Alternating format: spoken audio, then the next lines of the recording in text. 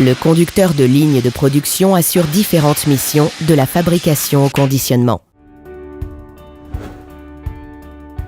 L'industrie alimentaire est régie par des règles strictes en matière d'hygiène et de sécurité. Avant de prendre son service, le conducteur de ligne doit veiller à bien se laver et se désinfecter les mains et à revêtir une tenue réglementaire. La phase de préparation est essentielle. Le conducteur doit d'abord installer et approvisionner son poste de travail en contrôlant les matières premières.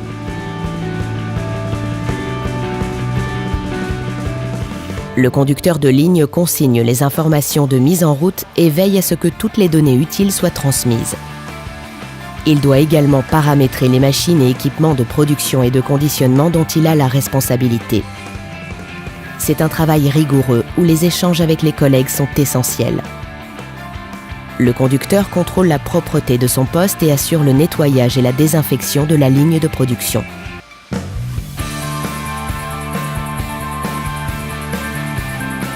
Le conducteur de ligne doit être vigilant et suivre la production pour pouvoir réagir en cas de problème.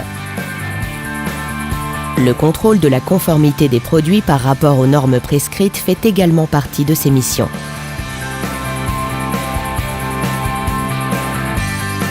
Il veille à ce que chaque machine soit opérationnelle et assure la transmission des résultats de production et toute autre information importante. Il doit également assurer les opérations de maintenance de premier et deuxième niveau et transmettre les résultats. C'est un travail d'équipe où le partage et la communication sont fondamentaux.